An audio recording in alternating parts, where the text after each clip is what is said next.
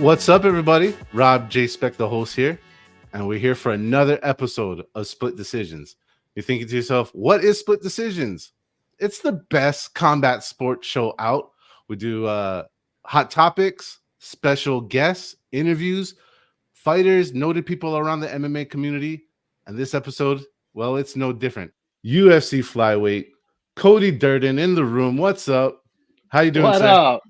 Good, man. Nice to finally meet you, Rob. I read your tweets and I see your interviews, and yeah, I'm here. Hey man, I appreciate it. And to further back, this is our first time going face to face.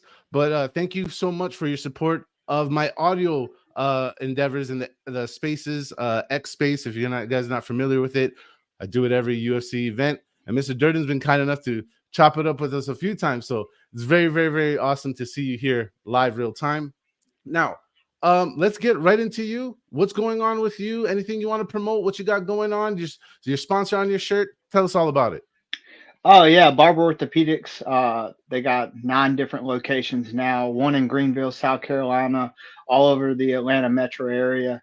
And my buddy Scott Barber, he's the best orthopedic surgeon, in the world. So he actually fixed my ACL when I tore my knee up and got me back in the octagon. And then we went on that little 4-fight win streak. And the last fight wasn't so good, but man, I'm fighting the best guys in the world, and I really think I fought some of the best guys in the division. Absolutely, my man. And with that being said, I'm gonna go backwards and then forwards with that. Shout out to that doctor. Thank you, doc. Obviously doing great things because in a few years ago, not just in combats, a few years ago, and just athletics in general, an injury to your knee could be a big question mark to the rest of your career. You got that done, and dude, like you said, fighting at the highest level. So big shout outs to the doctor on that. Is there anything else going on in your life you want to promote before we go forward? Shout out to my teammates, my coaches, Tried Mechanical, my buddy Wade King with Get Your Teach On, and Fathletic Apparel. I know you see me in the Fathlete all the time, That's right. and they've been rocking with me since 2017, and we've been growing together. So it's been quite the journey, but man, like I'm so motivated to get back in the win column after that last fight. Yeah, man, I feel like I'm just getting in the groove, just getting comfortable in the cage. And that makes perfect sense, right? Because just because you've been training a long time, we hear a lot from other fighters that entering the octagon legitimately, entering the UFC, the lights, the pressure, the level of competition, most importantly, it is a different game. And honestly, is hey, you know what? Most it happens, and we're not even worried about that fight that went in the past. And so what? It didn't go your way. Whoop de doo. On to the next one, as they say, right? Yeah, yep, exactly. Well, speaking of that, then let's talk about the next one because it looks like respectfully, you've been looking for a fight. Oh, you look you up on Tapology and recent things. You had a fight, but it looked like it got canceled. Any expansion on any of that? Yeah, I mean, the fight got canceled due to it was solely on my part. It had nothing to do with me saying anything about Conor McGregor versus Michael Chandler on the UFC 303. You know, some things came up, some unforeseen circumstances, and I had to withdraw from that fight. But we're good now. I was exonerated and looking for the next one, man. Ready to go. Fight tomorrow if I need to. And that is right. Well, we can't go any further without telling you about the AllStar Sports app, the wonderful company that's backing us up. Best app in the game. All right. There's no ads, fully customizable, no pop ups, no bullshit, no money. Just exclusive MMA content, interviews, and just an awesome place to make UFC picks. You can make your own league or join mine. Either way, it's where you want to do all your sports activities. I got to introduce you to my partners. Starting first, Ricky. What's up, everybody? Welcome back. Ricky at Sicko Sports on Twitter. Guys, if you haven't already, engage. Let us know what you think. Like our videos, comment on our videos, and hit one of us up on Twitter. You see at Sicko Sports, at JSpec the host, at PC Strickland MMA. Hit us up, engage with us. We want your guys' opinions on here. We want to be able to share your thoughts, whether it's on X, we could pull them up. You've seen the previous episodes, whether it's in the comment section right here below, we can pull them up as well and shout you guys out. We want to hear you as I turn it over to my boy, Sean, aka PC Strickland. Fire takes as always. Ricky said it. Good stuff coming from us. You can follow me at PC Strickland MMA. Call me Sean. We're bringing you hot takes as always to AllStar Sport. We got giveaways coming. We got good guests coming up. Good guest in today's episode. We got Cody Durden. So stay tuned. We got highlights for you all episode. All right, let's get into it. That's what we do. We're getting into it. And so the first thing we got to talk about, like we always do, we review what happened just a little bit. We don't spend a lot of time on it, but we have to address what we saw. And what did we see last week? Some UFC and some BKFC action. So I'm going to go straight to the satisfaction level of the fans because we run a poll. You guys see it. So that's one of the things Ricky was talking about. We see those, drop those comments, and we appreciate everybody who has. Now, the score given by the people, the voice of the people, they said their satisfaction with this event was a 5.1, which is like right there at even, right? 5 is dead ass average. So just a scoochie above average. Now, that's no problem. There's no problem there. I'm going to read some thoughts from the people. Coming from Bodkins. I'm going to say below average. To every fight in the Apex, it's 2024. Do better. Fighters deserve better. I feel you, dude. Wendy, I choose average, but for me, that means I really like the fights. Emojis. There's never been a UFC fight card I didn't enjoy. So there you go. Some fans are like, hey, come on, turn it up. Other fans just like, thanks for the show. And that's just the way it goes, right? I'll turn it over to the guys. Ricky, what's your quick thoughts on UFC? I mean, it's whatever your perception is when it comes to those fight nights. Like some people take it for what it is, and some other people still put a lot of weight and value on it because it's still the UFC. It's still the brand, and they want to see the best of the best. Did we get the absolute creme de la creme? No, I kind of agree with everybody else. It was average, but for me, I'm very similar to Wendy. Shout you out for that one. You sound like a real diehard to say, hey, if there's violence, I loved it. That's basically where I'm at with it. The fighters are still the fighters, man. They're still going to go out there and perform, whether it's at the level that we're used to with like championship fights and big stuff, whatever. They're still going out there, they're still competing hard. They're still fighting and earning their dollar. And, you know, it is what it is. It wasn't a huge pay-per-view. I lower my expectations a little bit so that I can not judge it so harshly. So for me, same as everybody else on X, right around average. Sean, never average. Did he wake up? Where was he? I don't know, dude. I've been sleeping since that card started. It really wasn't my favorite card to watch. It's an MMA card, though. We're diehards. We're going to watch it from top to bottom. I was really looking for a guy to come out as the new flyweight go-to guy for me. And let me just say, even with a knockout like that, dude, I'm just not stolen away by anybody. I'm still hoping for there's a guy to come, some big things to happen, but nothing big yet. I just see another question mark for Nicolau, not knowing if he was really the benchmark to beat. So I don't know. Perez moving forward with that knockout just wasn't something that was huge for me. Respect to Perez, though. I think there's still room for him to get a title shot. Just wasn't a banger for me. Yeah, it wasn't a banger. The main event, though, did have a climactic finish. I'm with the boys here. It wasn't like the best, but it's not something to dog or to talk down on. I watched it. I enjoyed it through. Not as high as other events, so I agree with everybody on that. I'll just say this: the real attention, where all the action was BKFC, baby. That's let's be honest. They stole the show. It was their night. They had the event, but it was really, really wild over there. It was really wild in the sense of, truthfully, the undercard was filled with awesome stuff. And I really encourage all of you right now, if you have not seen the prelims of BKFC Knucklemania, go on YouTube. The prelims are free. Just watch fight 1.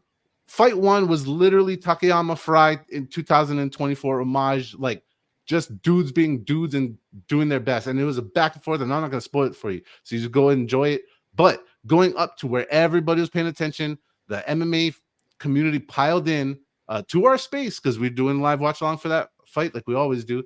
And people were piling in, and everybody's lining up. Everybody's excited to see former people of UFC or other MMA wares to watch them and to say like, hey, look at this.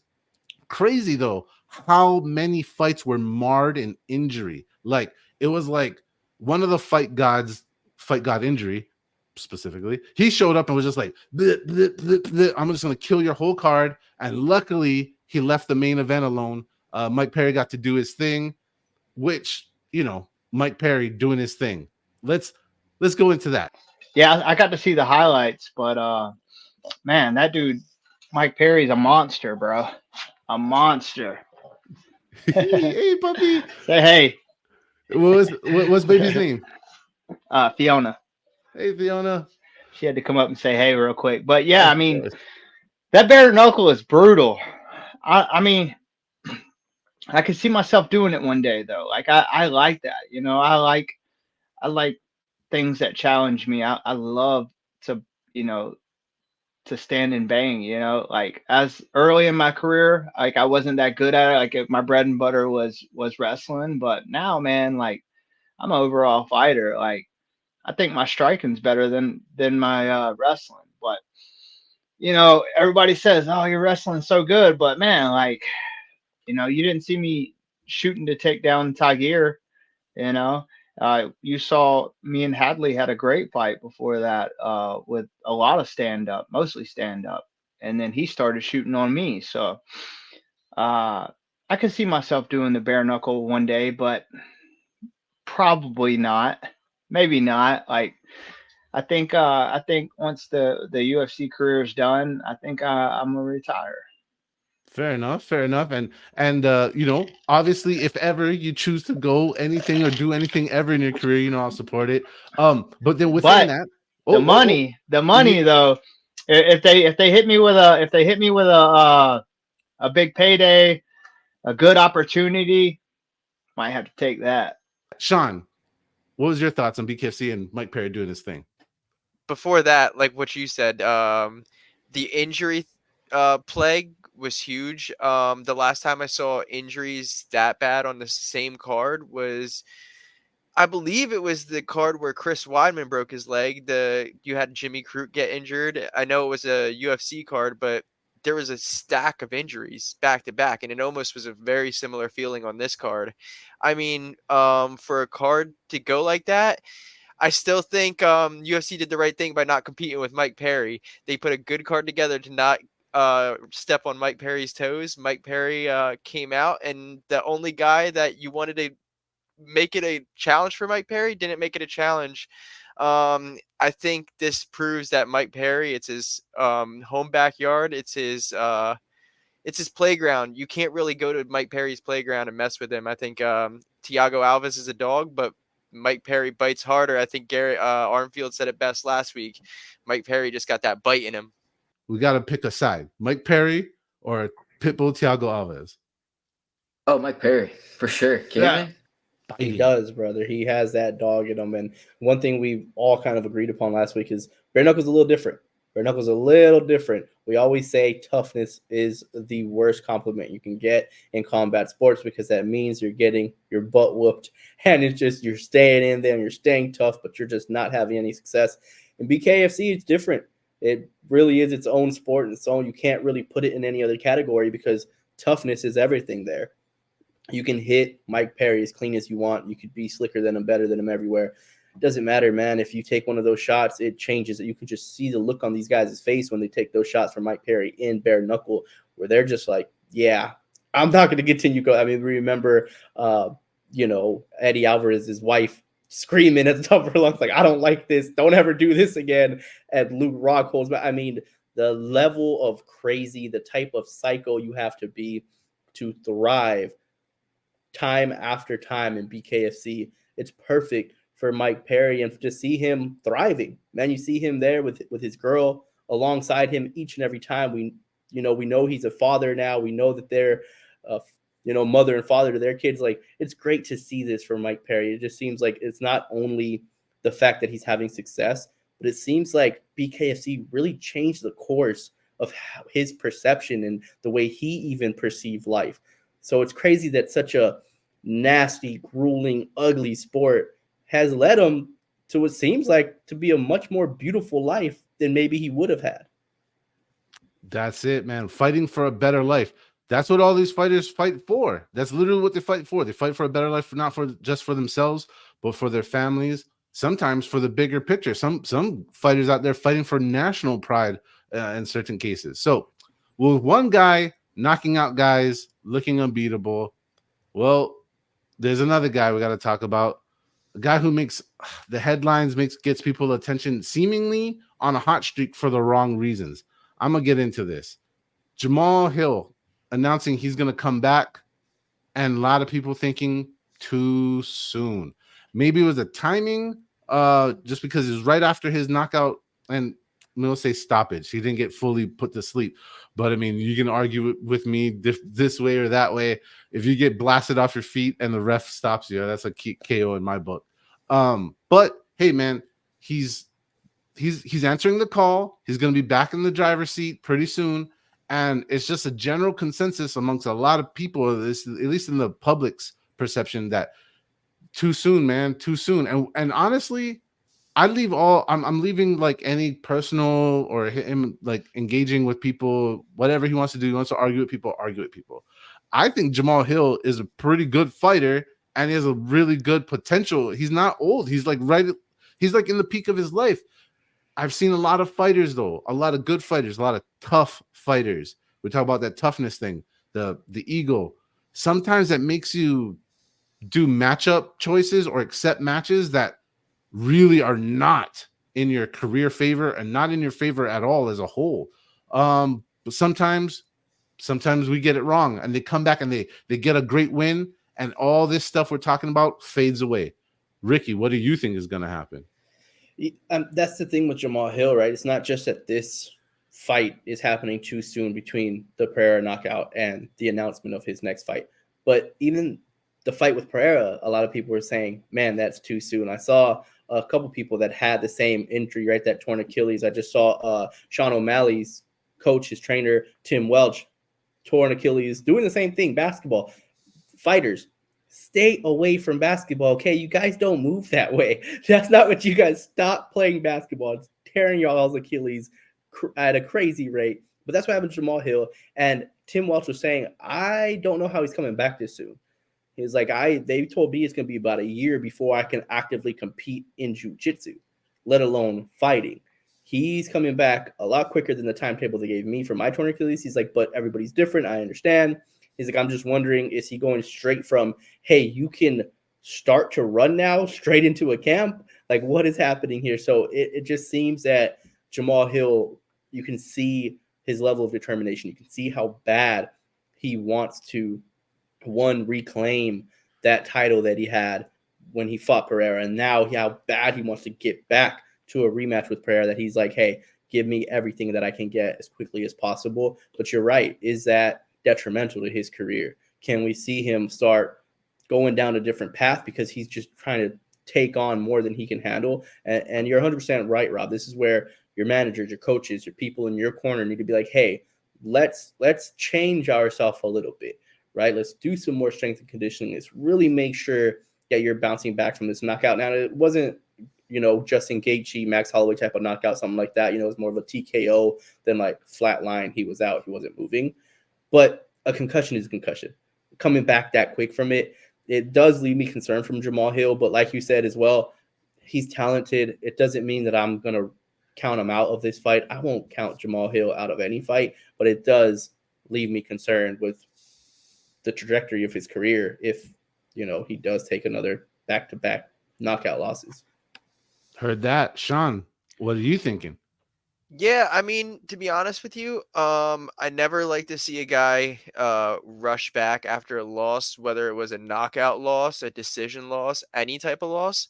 I think I always think coming back after a loss, depending on how it was or who it was against, you should re-game plan, refocus, not rush back into things, because to be honest with you, it's inevitable that you're not going to correct the mistakes that you were making in the previous fight in that short amount of time. You need to reevaluate, redo things. And Jamal, I know, looking at different opponent, different situation, I still think rushing back isn't the best decision.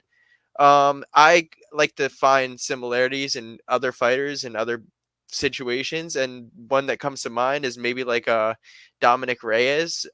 He was right there with John Jones, and then afterward you see his career kind of fall off, and it's almost like a guy who was right there. He didn't have a title, but it was a guy who was knocking at the door, and he tried to get back, and you don't really hear much about Dominic Reyes anymore. So I don't want that thing to happen to Jamal Hill. I'm a fan of him still. Obviously, I rooted for Alex, but Jamal is still one of those guys that I really want to see a bright future from, even a title again. So take your time, please. Take your time. Well, luckily we had this time with Mr. Durden, a fighter, giving you perspective on what a fighter could be going through, not just us. Yeah, I mean, well, I don't think he was knocked out unconsciously. As we saw, I think he got stunned and rocked pretty good. But if he takes care of himself, from right after that fight up until his next fight, uh, no really hard sparring and just take care of his brain, I think he'll be all right because he wasn't knocked unconscious. And how many times have you seen Jamal Hill knocked on his ass? So, And another thing fighters go through quite a bit, unfortunately, it seems like in the modern era, and I don't know, I'm kind of torn. I'm not really sure if it's because the internet puts everything in our face all the time, so there's a higher awareness of things that we weren't before, so it makes it seem like it's more multiplied, or whether it's just something that's always been. What am I talking about? Toxic fans. All right, there's been toxic fans in the past, and luckily we have a very, very special guest to lay in on this one. So that we've had toxic fans in the past, then, now, possibly forever. Yes, I did the WWE thing and deal with it. So really, man, boys, sorry for this one. One more time, day one shit. I've seen several different waves of fight tards. I'm just making up a new word. Fight tards. Guys who just talk out their ass and they have no idea. They're woefully uneducated, lack experience, and they just form guerrilla opinions based on absolutely nothing, based on watching movies like Bloodsport, I bet. So toxic fans affects fighters in different ways in different times. But one thing I've seen, like I said, is one, the tough guy era. In the pioneer era, anybody that was big and lift weights, if you were just outweighed someone, oh, I'm a badass, I'll kill you. Well, that didn't happen. Hoist Gracie showed you what's up. Don Fry showed you what's up. A lot of undersized guys showed you what's up. And those guys slowly faded away. But then another thing happened. Another toxic groups of bozos and inbreds showed up. And they were the affliction t-shirt motherfuckers. Yeah, I'm sure some of you guys are like, oh no, dude, I had one, but I wasn't that guy. Yeah, you were. If you wore that shit, it was instant, like it was like the Scarlet Letter, like I'm a douchebag. And those guys, same thing. I'm tough, and then they would run into everybody else, and they kind of got washed out of the way. Then move forward one more time, and to now this. Whatever the shit it is, just random toxicity from people hiding behind fake profiles, people with no faces, no names, just saying retarded stuff. And yeah, I've used that word several times because that means slow of thinking or delayed action. That's what their brain is doing. There's no respect. And if you're going to disrespect people, you're going to go disrespecting people. Guess what I'm going to do? I'm going to come from the blind side and disrespect you, and you can't do anything about it. So deal with it. And that's not the way, that's not a good way for the sport to go. So what we do is we don't do that toxic stuff. We put fighters up on a pedestal. We respect them. We treat them with the respect they deserve because they are fighting for themselves and for our entertainment. We can never forget that. oh yeah, like 100% on the internet, but no fan has ever said, "Hey, you hurt my feelings." No fans ever said anything to me face to face. A couple of opponents have never said anything to me face to face. But everybody likes to talk on the internet. When they're safe behind the keyboard. But yeah, I mean, it doesn't matter what you do in this world. Like, you can be the most successful person ever. You could be a Khabib, a great role model, and somebody's gonna have something to say about him. Oh, he's boring. Oh, he's just a wrestler. Like, that's one ear and out the other with me these days. And you know, I think most of the people that are toxic fans are the ones that are young, in their 20s, no kids, or even teenagers. You know what I mean? But that's what I think of it.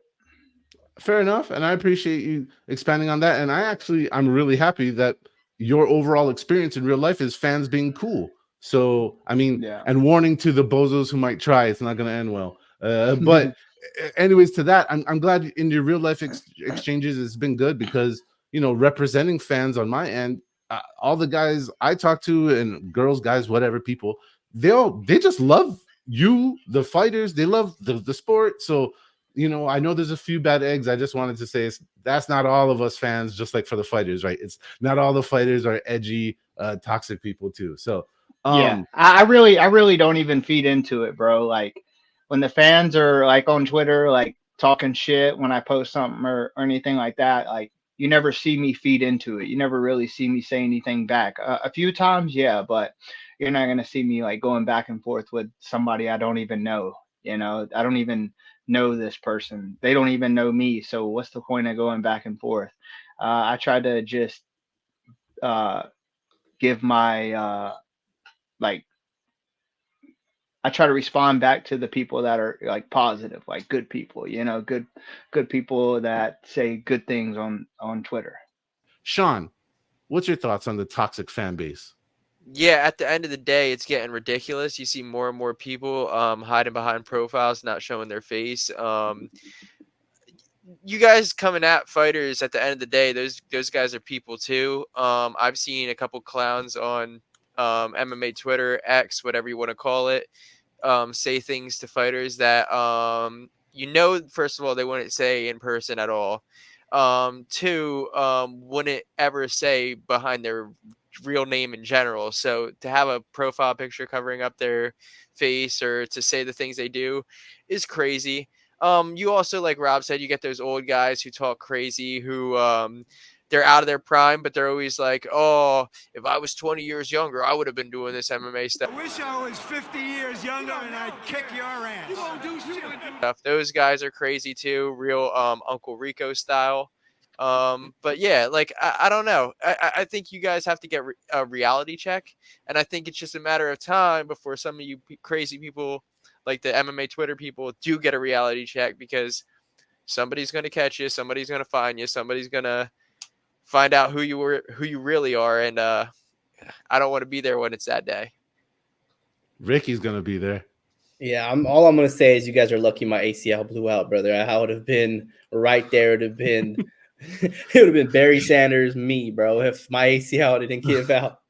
No, I mean, with all jokes aside, yeah, toxic fans. Maybe it's part my fault that I'm so deep into like the MMA community, especially on Spaces, and how that can just be just a vile place sometimes. We're like, what are we doing, man? What are we doing? I understand freedom of speech, and I don't think, people are going to be limited. But listen, the difference between dark humor and you just being an idiot is whether it's funny or not.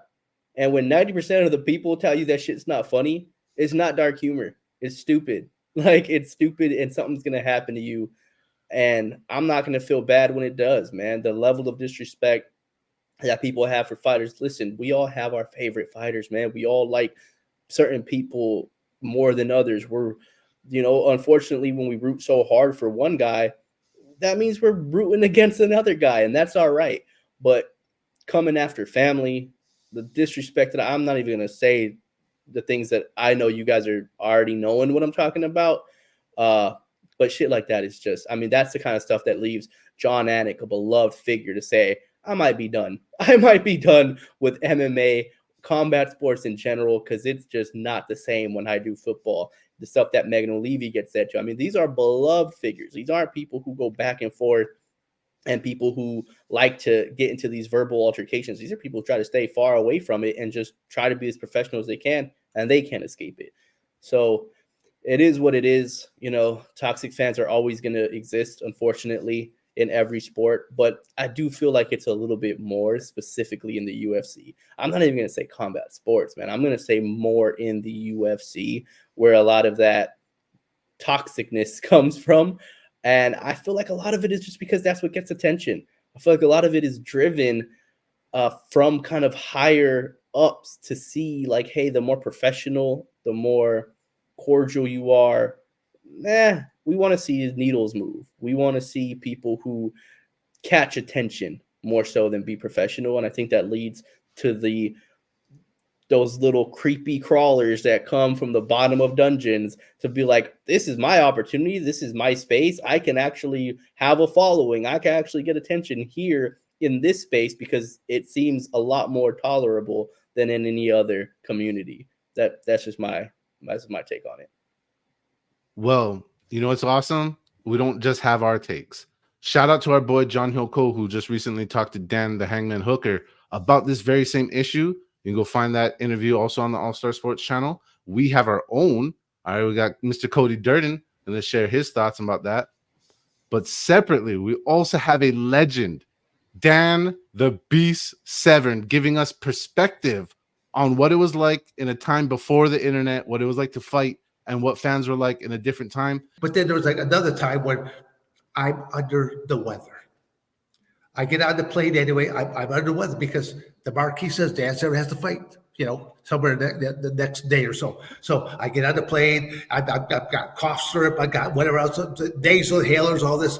Put on the Vicks Vapor Rub just to try to open up my sinuses. But all I know is I'm kicking up all kinds of phlegm. And I'm just spitting up chunks of snot wads left and right. And I'm out in the cage, and the match it's sort of a boring match in the sense that I'm doing all my grappling skills to where he's trying to strike something. I clinch him, I take him down, and I start to go to like a striking type of ground and pound type of mode. But as I started to go the way that my it escalated heart, all that kind of stuff, I would start to go into like a coffee jag, to where I literally had to push away from my opponent because I'm cough. I'm still looking at him as I'm coughing. And then as I'm coughing, I'm bringing up a big chunk of phlegm to where I get over to the edge of the cage. I'm going, poof, spinning right through the cage because I don't want to step on this big old slop. That's not slogger type of thing right there. I don't want to slip on it. I don't know if my shoe will stick to it. I can't get my foot loose, or I'm like a banana peel, slip and slide. But you know, I'm doing this not just once or twice. I'm doing this like half the where now the crowd is getting angry that I'm not finishing this opponent off. And I go to one jag, I do a spit through, and as I turn back to look at my opponent, I hear, I go, what the world was that? And I turn around and I look back in the direction of the noise, and I got some dude throwing long neck beer bottles at me. Oh, I'm in a cage, and it literally hits the cage wall, and just it bounces right back off it. I'm like, you son of a bitch. And I'm like, and right there, I'm like, poof! I spit the biggest slobber knocker that I mean, it's sailing through the air. I don't know. I know it probably didn't reach him. I just hope it didn't knock out anyone else in between point A and point B. That I felt sorry. I want, if it could have, I would like to have hit it right dead center in the forehead. I'm thinking, you son of a bitch. I'm out here. I'm not feeling good. I'm trying to fight this guy. I'm going into coffee jags. I'm knocking out. I'm spitting out snot balls left and right.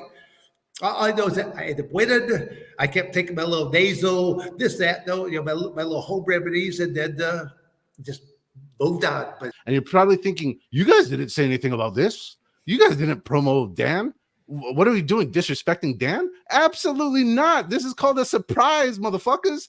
And I'm so happy to talk about this. This is a small little peek to a very special all-telling interview that we're going to release very near in the future. It's going to be a special episode that covers so many aspects of Dan Severn's life, the journey of mixed martial arts, and all things around it. You can, I'm going to be honest. That shit was like man lessons, like, and not just man, life, people, adult, grown life lessons. So if you want to get schooled by an all-time great, a legitimate founding father of our sport, well, you know who's the guys you're going to come see and who you're going to come talk to. It's us, baby. It's us. All right, guys, the biggest name in the sport just keeps getting bigger. And it's I don't feel like it's ever going to stop, no matter how often he fights or how often he doesn't, because now the man is the man. And what I mean by that, well, if you're the man paying the man, then you're the man, right? You guys know how it works. It's business. Conor McGregor, right? He's the man. He makes everything move one way or the other, and we're going to get into him in a couple different facets. But the first one I want to talk about is Conor McGregor's effect on ticket prices, his effect on the people, on the public, on us, the fans that want to go watch. Everybody knows Conor's back for IFW. Everybody knows it's UFC 303. Do you know that the prices to get in the room, to sit in the back on top of the nosebleeds behind some shit, way back fucking here, is $1,250. That's not even including the site fees and taxes and whatever else the cost to get there. Even if I live in Vegas, it's still going to cost me money to go park at the arena. So that price is like the start. It's not even the true price of what it's going to be to get in there. And once again, that is the upper echelon prices. Guys, I gotta get to you guys first. I'm gonna start with Sean because he's licking his lips. I can see he's licking his lips. He wants to talk about this. Let's go. Get him, Sean. Dude, it's the Conor McGregor effect. I mean, this is the card for the people who go, yeah, the most recent fight I watched was Conor McGregor versus Jake Gyllenhaal. This is the card for you guys. That's why the ticket prices are so high, because it's a movie star effect. Conor's there. TKO too. I'm sure that engaged these ticket prices to go a little bit higher as well. You better start selling organs is what you guys better start doing if you want to go see Conor McGregor fight. It seems like the $1,000 tickets that Rob is talking about. Yeah, I don't know if you guys ever been to fights before, but those seats that you're paying $1,000 for are going to be up behind the screens in the corner of the arena that they drop down so you can view it extra better. If you've ever been there, you know what I'm talking about. I don't know if it's worth it. Hopefully it's a fight of the year, because we've already seen one with Gaethje versus Holloway. So Chandler and Conor better try to top that. I don't know if they can. I don't know if they can. And not to correct you, my brother, 1,000. No. This is 1,250. And for those of you who are following me on X, you know I shared with you a rumor, because you know I only share good ass rumors. I shared a rumor all the way back in October that the rumor on the ground was to get into the room for the Conor fight, it was going to be 1,000.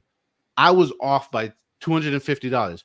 Ricky, what can you do with a separate $250 besides the $1,250 needed for this place? It's obviously going to go my son at some point. He takes everything. It's all his. I have nothing. It's all his. That's a lot of ice creams, Ricky. It's all Ricky the Third, dude. It just goes straight to him. But in terms of the ticket prices, TKO have been walking us up. Disney have been walking us up. Everybody's been walking us up this way for a while now. When the UFC started getting bought out, more mouths to feed, they started walking us up, right? Pay-per-view prices alone. There were talks about ESPN Plus going up to even watching fight nights for more. And then here it is. We're going to over-exaggerate it when Conor McGregor comes back, because the truth of the matter is the UFC doesn't have a Super Bowl. They don't have a championship game, the one game that settles it all, the WrestleMania. They don't have that, but they do. And it's just forms of one person. The person that can still consistently sell over 1 million pay-per-views, and that's Conor McGregor. That is their Super Bowl. That is their big thing. That is their, hey, everyday hardworking people go to a different pay-per-view. This is for the celebrities. This is where they come in. This is where you see people that you say, I didn't even know they watched the UFC Those are the people that you see sitting there watching the Conor McGregor for $12.50 in the nosebleeds. Man, I could rent out a room with projector screens and watch it with all my boys and have food over. You know what I mean? I could have a real party for that fight for $12.50. So to pay for some nosebleeds at that price, that is an ultimate fear of missing out. You talk about FOMO, for someone to be like, I will pay $1,300 just to say that I was there, when I'm not even being able to watch the octagon, where Sean said, I got to watch a screen. I'm basically at my home watching a smaller screen than I have in front of me, because I just want to say I'm there. I just want the stub. I just want to say, you guys didn't go to the Conor McGregor fight. I did. You can have it. I'll be nice and cozy watching it on my TV with these dudes talking all the crap that we usually do about nonsense. But yeah, man, it's been a slow walk up. And now it's gotten to the point where their Super Bowl, their biggest fight of the year, they can really hammer it home and charge whatever they want to charge, because it's Conor, man. It's still going to sell out. And talking about Conor and selling out, I'm not calling him a sellout, but when he puts his name to stuff, things tend to sell out. And what am I talking about? If you missed it, which I don't know how you could have, but I'm sharing with you now, Conor McGregor is now officially a part owner of the BKFC, arguably one of the hottest rising alternative products outside of the UFC. I think it's really interesting in my mind, that the lead horse, as Ricky kind of said in his own words, the driving force, the ticket seller in the UFC is Conor McGregor.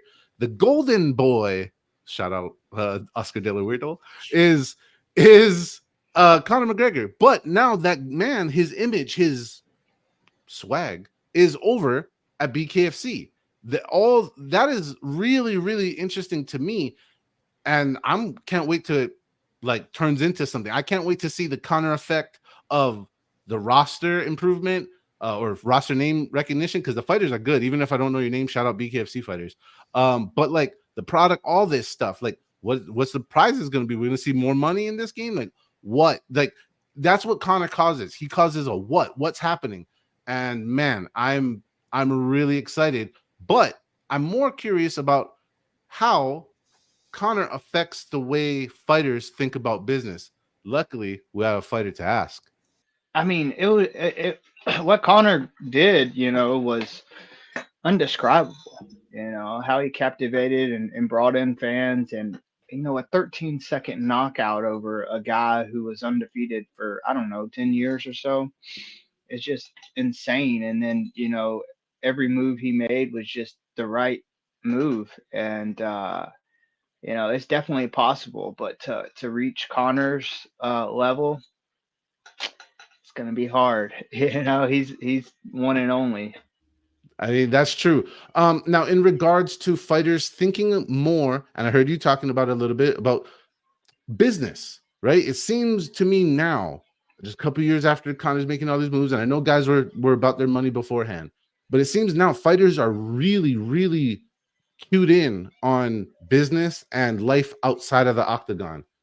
Is that having any impact on you and the way you think? Oh, absolutely. I'm doing things outside of fighting, trying to make moves, marketing, networking, and looking for the next go-to, right now, last week. So it's definitely something you got to look into, especially, towards, I'm 33, I'm not 23. So quite frankly, that's 6 years left of fighting. So you gotta find what you want to do next. And I think owning a gym is going to be a great step for me. And since we got that take, I'm going to go to Ricky. Ricky, what's your thought on Conor's effect on the way fighters think about business? I mean, we've seen it immediately. Like, we not only just business, his approach to the fight game, the way he talks, the amount of quotables Conor McGregor has, they all want to look like me. They all want to talk like me. Look at everybody up here. They're all dressed like me. They're all trying to talk like me. They're all trying to be me. The amount of quotes that you can pull from a Conor McGregor, they all want to do that. How many times do we still hear fighters talk about red panty night and every other thing that Conor has used in the past? They're all just following a blueprint, whether it's in business or in the actual fight game itself, in lead ups, in preparations, and all of it is just versions and little takes of what Conor McGregor has done in the past. That's what he brings. That's what he continues to do. And it's a great thing for these fighters to say, hey, this is what Conor can do. And this is the one thing I love about the Conor McGregor effect. It's a little bit different than boxing, not to shit on boxing. I'm a big boxing fan myself. But the one person we all know, right, that has the same effect in the boxing community is Floyd Mayweather. The difference between those two is Conor showed that you don't have to win all your fights. You don't have to be undefeated. You just have to be entertaining. And as long as you're entertaining, all of these things come with you. So you see fighters today, they're like, hey, we're not worried about the 0 on our record. We're not trying to protect that, life and death. That's everything to us. No, they're like, we don't care. We just want to be as exciting as we can. We want to have a personality. We want to talk our shit. We want to try to back it up there, do some cool stuff in there, get some knockouts, get some finishes, and then be able to leverage that into merchandise, into a product, into something that shows some sort of business savvy. And if that's the blueprint that Conor made to make more and more millionaires and possibly billionaires from the fight game, then credit to him, man. It's just another thing that you can give Conor the respect and the gratitude for doing. Exactly. Gratitude, moving the needle, blueprints. What you got, Sean? Yeah, I'm hoping good things come from it. I love seeing guys get their hands on, especially ownership of things. Fighters going bigger. Conor's already had his hand in ownership. I'm not sure about prizes though. Maybe fighters get a little bit more. Maybe the bonuses are a little bit more. Maybe you just get bottle of proper 12 and some forged Irish stout. Maybe that's what you get. Who knows? I don't know exactly what it entails yet, but hopefully it goes the right direction. And to what Ricky said, the guy knows how to sell himself. He's pure entertainment. He can knock out a mascot. He can go into a bathroom with a heifer and then come out and make $1 million from that story. So whatever comes from it, the dude is making money, and I can't knock him for it. So I guess whatever news is good news and whatever publicity is good publicity, salad dodger, no salad dodger, whatever it is, like Conor, go hang with whoever you got to hang with to make that money. The dude's raking in money and he's pumping out kids to eventually take the money from him. So it's a big business going over there in the McGregor family. Ireland's going to be proud. They got about 4 or 5 more champions to come that aren't even born yet, I'm sure. So there we go. And Yeah. I just want to say this. If you're probably thinking to yourself, how many kids does it take to blow through hundreds of millions of dollars? Well, I have one case study. His name is Evander Holyfield. He made about $300, almost $400 million in his career. He had 14 kids, maybe 15. I think it was 14, and bankrupt. So there you go. There's the millions to kids ratio. I'm sure he had more baby mamas than Conor, but who knows what Conor's up to. Anyways, moving Bathroom on. with a heifer is crazy. Bathroom with a heifer. That one got me. That one got me. I can't keep that one in. And luckily we have Mr. Durden's take on all these issues as well. Now, going into UFC 301, what we do is we connect with you folks, right? Mainly using the X platform. You can find us. I can find me on Instagram, Sean on Instagram too. I think Ricky, you on Instagram? I am on Instagram. Well, there you go. See, find us everywhere. Boom, ta-da's. Anyways, going on from that, the 301, UFC 301, I put out a poll, wanted to see what the fans' expectations were, and we got the results. The poll result came in at I'm actually kind of surprised at this number being kind of low. 5.7. 5.7 according to the people. And we respect that rating. So much so that I'm going to read a couple of thoughts that were shared with Patrick St. Pierre. This is going to be a dark horse banger of a card. I'm calling it now. My brother, me and you been saying, we've been campaigning this 301 as not the dud that the people want to keep calling it. Oops, I'm going to read this one. This was not a setup. I'm just reading what's next. Calebra, the problem with UFC 301 is it came after UFC 300. Well, numbers work that way. But regardless, 5.7 according to the fans. I'm going to get to the guys first before I give mine. Man, I honestly, and I know that I belong at the top. I helped Pantoja out this training camp. I was there the whole month of March, and we had legit great sparring together. I was his main drilling partner for the whole month, and it was good, man. And I'm telling you right now, I think he's gonna finish Usyk. I don't think Usyk's fought anybody like him, and I think he'll get hit, but that's the type of fighter Pantoja is. He gets hit and he keeps coming forward. And once you realize he's not going anywhere, that's when they start to fade. You start to fade, and once he gets on top, I think he's going to take him down, either submit him or ground and pound. That So that's my prediction this weekend. I can't wait to see it though, man. Pantoja's a freaking stud, and I've learned so much for him. I started training with Pantoja in 2018, and word. so it's been a long journey, and just to see his rise, and it's funny, man. I was like, Pantoja, you're gonna be the champion one day, bro. You're amazing, and then he won the belt, and I came back to the gym, and I was like, bro, I freaking told you. So he's really leveled up though. It has a lot to do with the mindset, and he's got the right mindset. For 301, I kind of agree. 5.7 for me is a little bit low. Again, my expectations for pay-per-views are higher. Like I said before, fight nights are a little bit different. But this one, it's a solid like 7.3. 7.3. I love the matchups on here. I love some of the fights on there. I mean, the King of Rio is back, and we're giving it a 5.7, guys. Come on, man. I need a little more shot of adrenaline to your heart, man. I need you guys a little more jacked up for this. I know UFC 300 happened, and yes, I do agree with that comment. I do agree. Like, it's the pay-per-view after 300. At 300 set the bar to a place where, hey, that's not the bar. All right, that's once in a blue moon you're gonna get a card like that. That is not your typical pay-per-view. This is more of your typical pay-per-view, but it's still a good one. It's not a terrible pay-per-view. It's not one that I look at and go, oh, this is a fight night card that they put a pay-per-view number on. Like, no, these are some legit, really good matchups. Titles obviously on the line. It's in Brazil. Like, there's a lot of things to love about this card. And yeah, for me, like I said, 7.3-ish. If that's what I said, that's where I'm sticking with it. Right around there. Sean, 7.3-ish. What about you? Yeah, I'm gonna go a little bit lower. I'll go 6.9.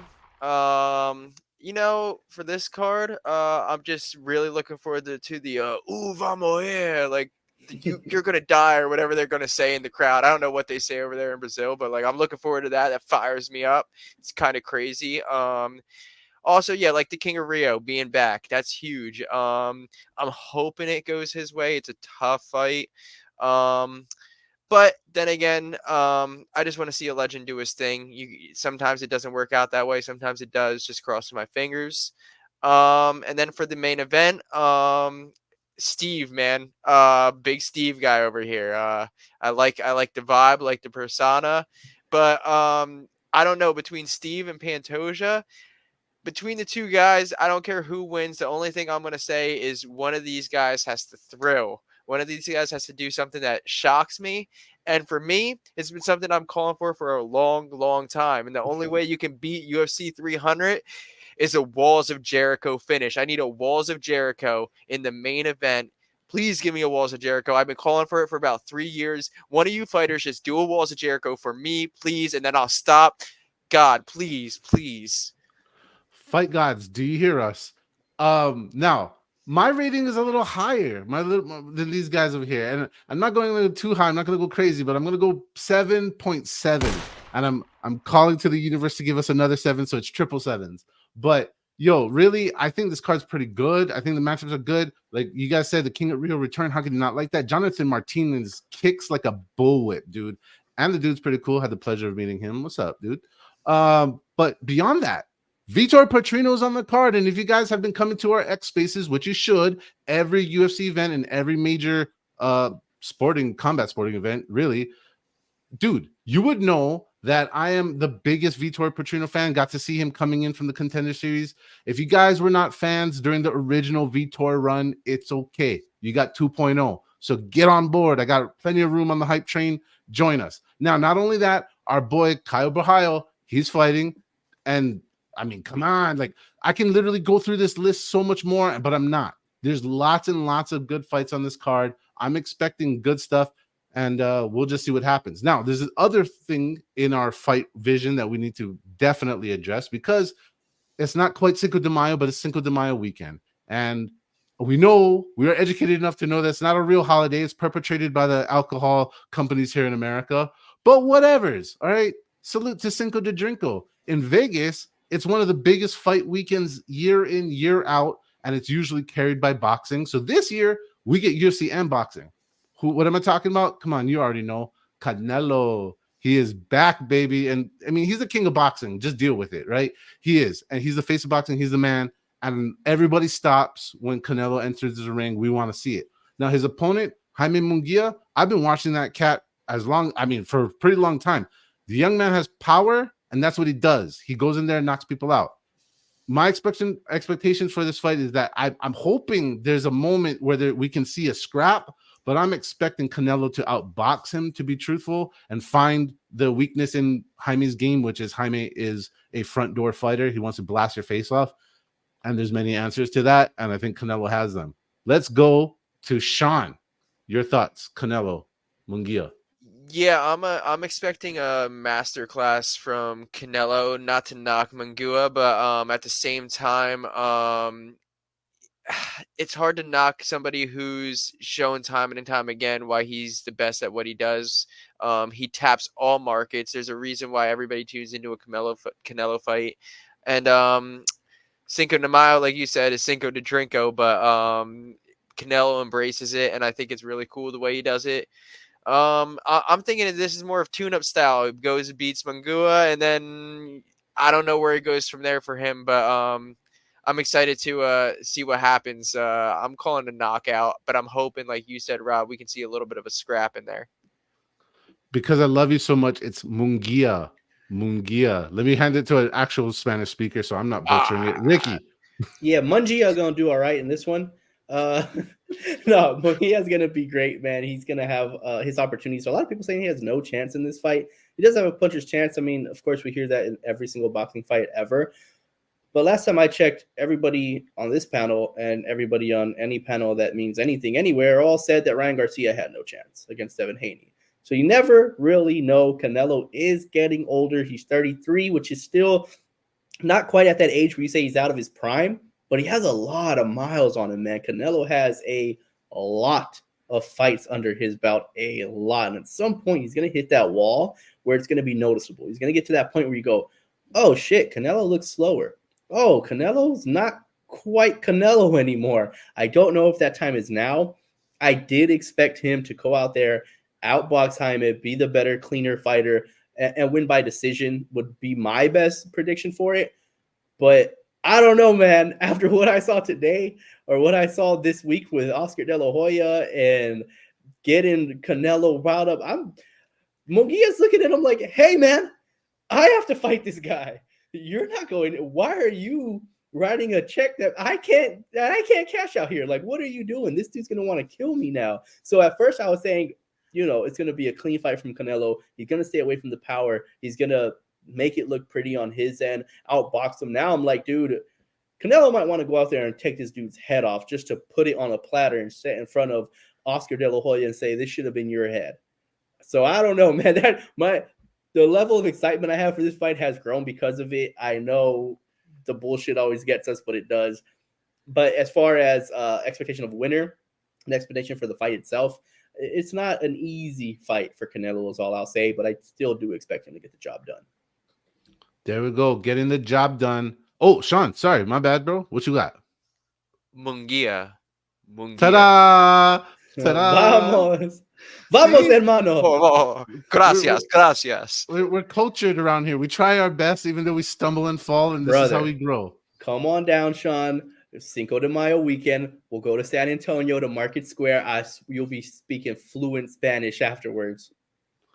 That sounds like a good ass time to me. Don't tempt me with a good time. We're all going. All right. Okay. So Ricky nailed something, and I'm gonna borrow something from his talk of mileage, father time, all that stuff. Not looking like the guy you once were, and running into a wall. And I say this with pain in my heart and all the respect in the world. Mike Tyson versus Jake Paul. Yo, what the fuck is this? All right, like the dude's gonna be 58 when they fight. 58. Yo, if you told me a 20-something-year-old dude was about to fight a 58-year-old dude, I would wait him to start the fight and I would finish it for the 58-year-old guy from the blind side, because that's not right. You wouldn't accept that in society. Like, that's not what we would do. Like, but it's weird because we put it in between ropes and you make a thing that, like, oh, it's a thing. And I know we love Iron Mike. Like, yeah, it was cool to see him come back against his peers, like against Roy Jones or something like that. Like, that is cool, bro. Like, hey, see, like the older group of guys, if you want to run some laps together, shoots, why not? But this young lion, old lion money grab on Netflix, I don't know how much money got involved with this to make this happen. But all I can say is, I hope, I'm calling to the fight gods of HGH, TRT, and Acai. Do your thing, okay? Get in there, get into Iron Mike, and just, if we can just get 35 seconds of 1991, not 1991, that was a bad year for Mike. Shit. If we could get 1989 Mike, we don't want 1991 Mike. That's what's going to happen. That's what's going to happen. And see, you can already see my Freudian slip there. That is what I'm worried about. I'm worried that 2024 Mike Tyson is going to give us 1991 flashbacks. And if you know, you know. If you don't know, go fucking Google it or something, children. But here we go. I got to get to the guys on this. Ricky, what the fuck is going on here? What's going on is people love money. That's what's going on. People love money. Jake Paul loves money. Mike Tyson loves money. And they're going to go in there and see what's up. And I don't know if I'm as concerned for Mike Tyson as everybody else is. And I get it. Jake's a young dude. He hits hard. He's been training for a really long time now. From what we can tell, Jake Paul has been taking it extremely seriously. But Mike still has skill set. He's still there. From what I've seen from him, is it's not like, he can't move anymore and he just looks that bad anymore in the training footage. Now, again, those can be little tiny snippets. We don't know if afterwards he's like, oh my God, I can't take my shoes off. I can't move. I can't do anything while he's sitting in the ice tub. Like, we're not really sure. But I do believe that Mike will make it competitive. It's obviously on Netflix. This is a big deal for Netflix, a big deal to get them into live sporting events. This is the first time Netflix is really jumping into that space. And it's just, like you said, a massive, massive money grab for both those guys. And at the end of the day, Mike Tyson is going to make, or at least I hope he's going to make, a killing off of this. And the life Mike Tyson has had and what he's done and where he's been through and what he's bounced back from, like, if anybody deserves that kind of big payday to hopefully keep him at that point. Because, we talked about the fight he had with Roy Jones, and it was like, all right, cool. That should have been enough. You got back in there. It was fun. It was cool. Got your kicks. We're done, right? We're done with this. Well, now apparently he wasn't. Now there was still something left. What I'm hoping for is after this fight, he's healthy first and foremost. But then that's finally it. Mike Tyson's like, okay, cool, man. The last bit of juices, the last bit of that art of war, that dog, that crazy person is finally gone. Maybe he takes a piece of Jake's ear with him. I don't know. But hopefully it's done. And he finally is like, I am done with the fight game forever. I am comfortable. I am happy. I am good. Man, I gotta jump in there because it started to remind me of the Rocky remake.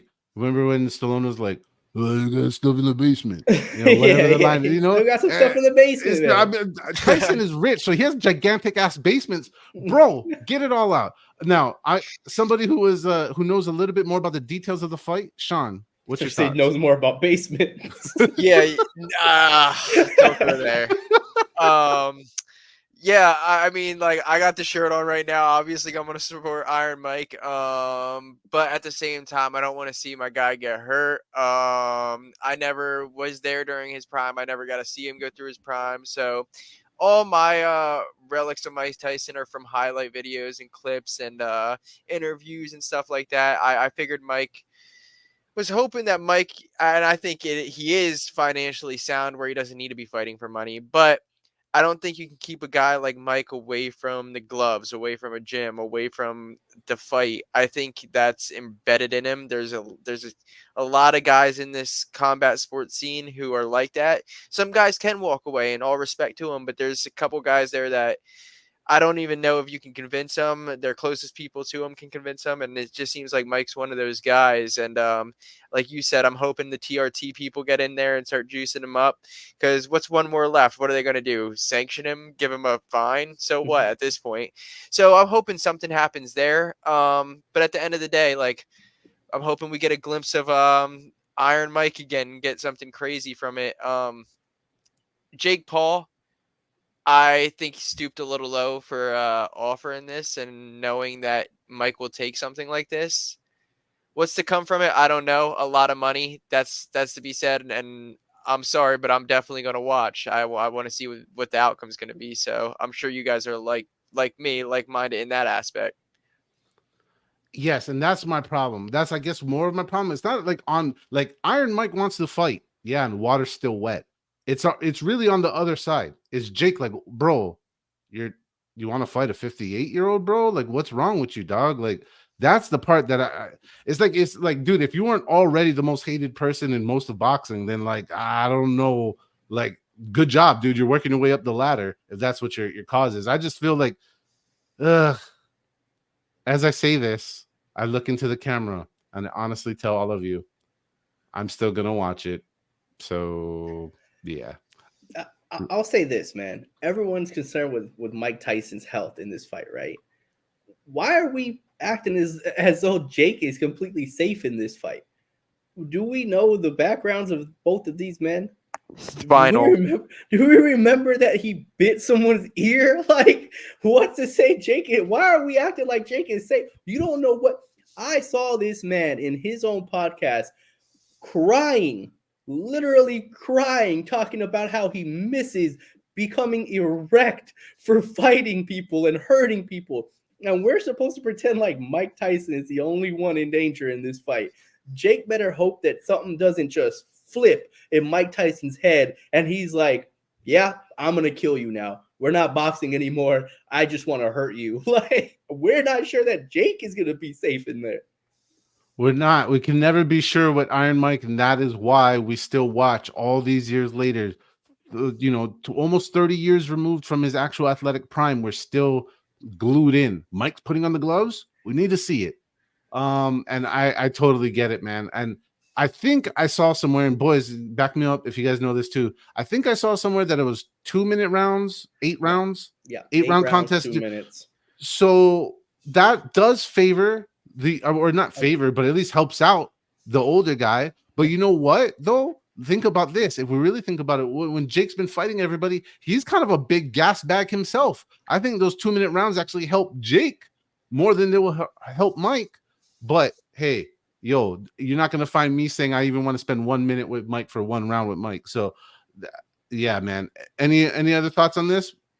Pro fight, just in case nobody saw that, it got moved from the exhibition to an actual professional bout. It'll be on their records as a pro fight. And then, if I'm not mistaken, 14-ounce gloves is what I saw, just in case you guys were looking for the details on that. So the big gloves. Yeah. And if Jake hurts Mike, take the guy out in handcuffs, throw him in a prison. What a scumbag. Yeah, elderly abuse. All right. Well, it's to that part of the show where we say thank you. And first, thanks to the AllStar Sport. Thank you, wonderful community, for supporting our initiatives, our recent giveaways, and everything else we do. Please comment, keep interacting with our polls. I appreciate it very much. Shameless plug for the longest standing weekly MMA space in all of X. That's right here with these guys right beside me, week after week, fight after fight.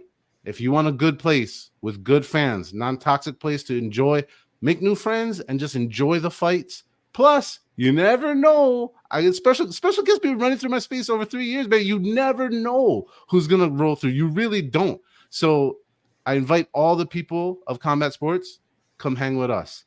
Gentlemen, I'll go to Sean. What about you?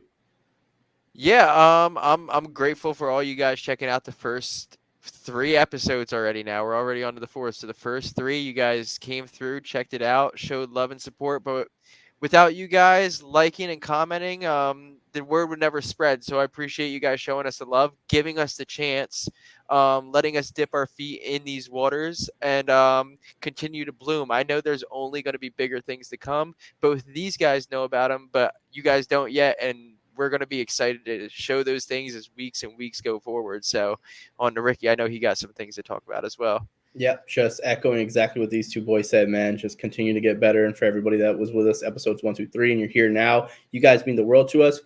And share it. Tell your friends. Tell everybody else, hey, man, this is a show that actually isn't telling me to spend all my money on these bets. Isn't telling me to, breaking down the same things over and over and over. They have topics. They have fighters on. You get legends on. Tell a friend. Be a friend. Tell a friend. Let them know, hey, there's something cool going on. And like I said at the beginning, if you're still watching this right now, comment, engage with us, follow us. All of our handles are right here. You see them underneath our names in white. Follow us on there, man. Interact with us. We want to hear from you guys. We want to interact with you guys. This isn't a show that's just about the three of us here. This is a show that's about the combat sports community. And if you're part of it, engage, interact, and let's talk about it, man. Share your opinions. If you disagree. It's all good. It's all love. Definitely. It's all love. So with that being said, it's been a good time. We'll see you next time. All right.